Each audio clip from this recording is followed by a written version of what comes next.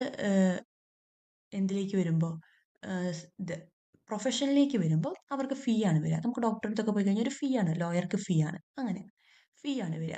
എംപ്ലോയ്മെന്റിലാവുമ്പോൾ salary അല്ലെങ്കിൽ വേജസിലാണ് വരിക. പിന്നെ ക്യാപിറ്റൽ ഇൻവെസ്റ്റ്മെന്റ്. ഒരു ബിസിനസ് തുടങ്ങാൻ നമുക്ക് എല്ലാവർക്കും അറിയാം ക്യാപിറ്റൽ ആവശ്യമാണ്. അത് നമ്മൾ എത്ര വലിയൊരു ബിസിനസ് ആണോ അതിന്റെ സൈസും നാച്ചറും അനുസരിച്ച് ക്യാപിറ്റലിന്റെ അളവിൽ മാറ്റം വരും. അത് പ്രൊഫഷൻ ആകുമ്പോഴോ അതിനൊരു ലിമിറ്റഡ് ക്യാപിറ്റൽ മതി. ഇപ്പൊ ഡോക്ടർ ആവാൻ ആ എഡ്യൂക്കേഷന്റെ ടൈമിൽ അല്ലെങ്കിൽ ലോയർ ആകാൻ ആ എഡ്യൂക്കേഷന്റെ ടൈമിൽ വരുന്നൊരു ചിലവ്. അതിനുശേഷം അത്ര വലിയൊരു ക്യാപിറ്റലിന്റെ ആവശ്യം അവിടെ വരുന്നില്ല.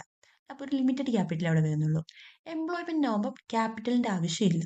ലൈക്ക് നമ്മളൊരു എഗ്രിമെന്റിലേക്ക് ഡയറക്റ്റ് ഇതാവുക. ആ ഒരു പെർട്ടിക്കുലർ ഇതിനു വേണ്ടി ക്യാപിറ്റലിന്റെ ആവശ്യം വരുന്നില്ല. ഇനി നമ്മൾ റിസ്കിന്റെ കാര്യം നോക്കുകയാണെങ്കിൽ ബിസിനസ്സിന് ഹൈ റിസ്ക് ആണ്. കാരണം ബിസിനസ് എപ്പോൾ വേണമെങ്കിലും പൂട്ടിപ്പോവാം. അല്ലെങ്കിൽ ബിസിനസ് സക്സസ് ആവാം. 2 പോസിബിലിറ്റി ഉണ്ട്. അതുകൊണ്ട് എന്താണ് റിസ്ക് അൺസർട്ടൈൻ ആണ്. റിസ്ക് എപ്പോഴും ഉള്ള ഒരു ഫാക്ടർ ആണല്ലോ.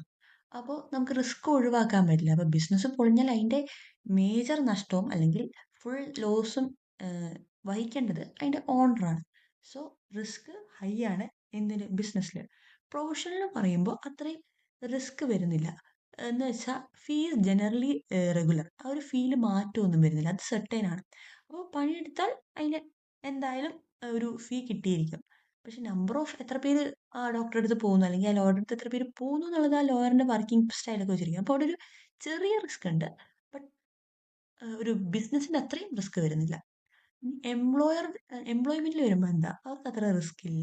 നോ ഓർ ലിറ്റിൽ റിസ്ക് എന്നാ പറയുന്നത്. കാരണം എന്താണ് അവർ ആ പറഞ്ഞ പണിയെടുത്ത് അവർക്ക് കൃത്യമായിട്ട് ശമ്പളം കിട്ടും.